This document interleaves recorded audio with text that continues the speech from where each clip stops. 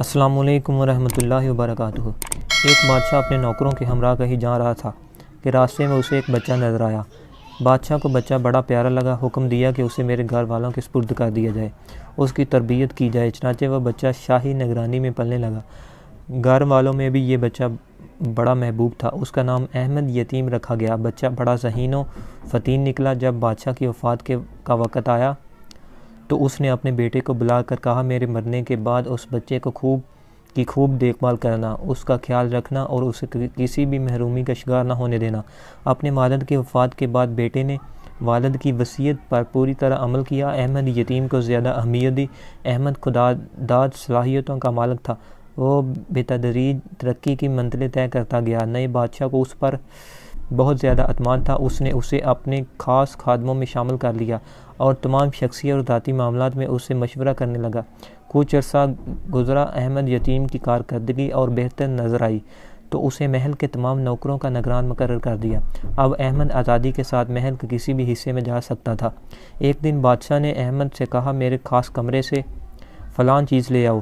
احمد جب اس کمرے میں گیا تو وہاں بادشاہ کی خاص لونڈی کو ایک نوکر کے ساتھ قابل اعتراض حالت میں دیکھا۔ اس لونڈی نے احمد کی منت سماجت کی کہ اس پر رحم کیا کرے اور اس کی پردہ پوشی کرے۔ لونڈی خوبصورت تھی۔ وہ اسے ورگلانے لگی کہ میں تمہاری ہر قسم کی خدمت سر انجام دینے کو تیار ہوں۔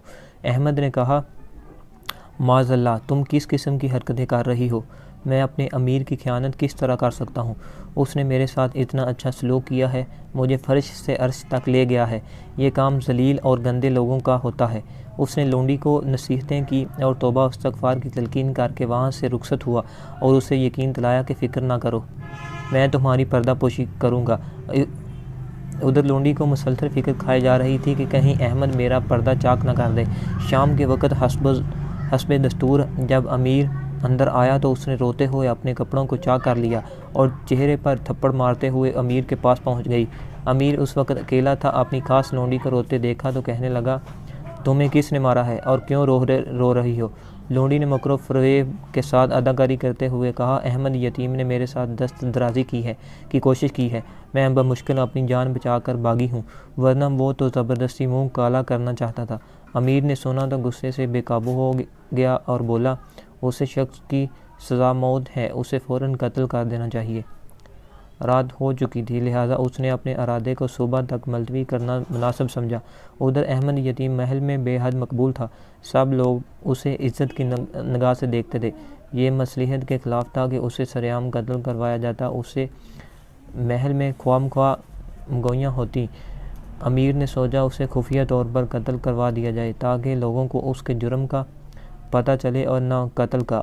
خیر، امیر نے خود ہی منصوبہ بندی کی۔ اس نے اپنے خاص آدمی کو بلایا اور اس سے کہا، جس شخص کے ہاتھ ایک تھال بھجواؤں اس کو قتل کر کے اسی تھال میں اس کا سر رکھ کر اسے کپڑے میں لپیٹ دینا اور پھر میرے پاس لے آنا۔ خادم خاص نے حکم کی تعمیل میں سر ہلا دیا۔ چند دن گزرے، امیر نے احمد یتیم کو بلایا اور کہا، اسٹور میں جاؤ، وہاں سے تھال لے کر فلاں شخص کے پاس جاؤ اور اس سے کہو کہ مجھے امیر نے بھیجا ہے اور جو وہ دے اسے لے کر میرے پاس آؤ۔ احمد یتیم نے اپنے امیر کی حکم کی تعمیل میں تھال لے کر جلاد کی طرف روانہ ہوا۔ راستے میں اسے بعض نوکر ملے، ان کا آپس میں جھگڑا ہوا تھا۔ انہوں نے اس سے فیصلہ کرنے کی درخواست کی۔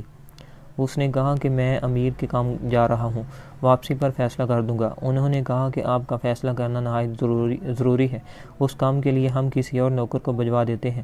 جب وہ تھال لے کر آئے تو آپ اسے امیر کے پاس لے جائیں، بات معقول تھی۔ انہوں نے ایک نوکر کو اشارہ دیا کہ وہ تھال لے کر فلاں شخص کے پاس جائے اور وہ جو چیز دے وہ واپس یہاں لے کر آئے۔ اتفاق دیکھیے کہ یہ وہی شخص تھا جو لونڈی کے ساتھ بدکاری کا مرتکب ہوا تھا۔ چنانچہ وہ تھال لے کر اس خادم خاص کے پاس چلا گیا۔ اس خادم خاص نے قتل کرنے کے لیے خاص جگہ کا انتخاب کیا ہوا تھا تاکہ کسی کو کانوں کان خبر نہ ہو۔ اس نے اس نوکر کو ساتھ لیا اور وہاں پہنچ گیا۔ اس نے اس کی گردن کاٹ دی اور سر تھال میں رکھ کر خوب ڈانپا اور امیر کے پاس آیا۔ خادم خاص اس تھال کو لے کر حاضر ہوا۔ امیر نے تھال سے کپڑا ہٹایا تو وہاں احمد یتیم کے سر کے بجائے کسی اور کا سر تھا۔ وہ بڑا حیران ہوا۔ اس نے پوچھا، احمد یتیم کہاں سے بتایا گیا؟ کہاں ہے؟ بتایا گیا کہ وہ فلاں جگہ ہے۔ امیر نے احمد یتیم کو بلانے کا حکم دیا۔ جب احمد یتیم حاضر ہوا تو پوچھا، میں نے تمہیں ایک کام دے کر بھیجا تھا اور کہا تھا کہ تھال لے کر جاؤ، تم خود ہی کیوں نہیں گئے؟ احمد یتیم جو تمام حالات سے بے خبر تھا، اس نے نوکروں کے درمیان جھگڑے اور پھر ان کے درمیان صلح کا ذکر کیا کہ میں وہاں مشغول تھا۔ اچانک امیر کو ایک خیال آیا اور اس نے اس خادم کے بارے میں پوچھا کہ کیا تم اسے اور اس کے گناہ کے بارے میں جانتے ہو؟ احمد کہنے لگا، ہاں، اس کے فلاں لونڈی کے ساتھ ناجائز تعلقات تھے اور اس نے مجھے اللہ کا واسطہ دے کر چپ کرا دیا تھا کہ میں اس کی پردہ داری کروں۔ امیر کو جب سارے واقعے کا علم ہوا تو اس نے لونڈی کو قتل کرنے کا حکم دیا اور احمد کو مزید اختیارات دے دیے اور اس کے لیے اس کے دل میں محبت اور عزت و احترام مزید بڑھ گیا۔ یہ تھا انجام ایک وفادار کی وفا کا اور ایک خائن کی خیانت کا۔ بلا شبہ اللہ رب العزت کا فرمان حق اور سچ ہے، اور بری تدبیر کا وبال اس تدبیر والے پر ہی پڑتا ہے۔ دوستو، اگر آپ کو ہماری یہ ویڈیو پسند آئی ہے تو کمنٹ سیکشن میں اپنی رائے کا اظہار ضرور کیجیے گا۔ تو اگر آپ نے ہماری اس چینل کو سبسکرائب نہیں کیا تو اس کو سبسکرائب کر لیں اور ساتھ بیل کے نشان کو بھی دبا دیں تاکہ ہماری آنے والی ہر نئی ویڈیو آپ کو سب سے پہلے مل سکے۔ ملتے ہیں انشاءاللہ نیکسٹ ویڈیو میں، تب تک کے لیے اللہ حافظ۔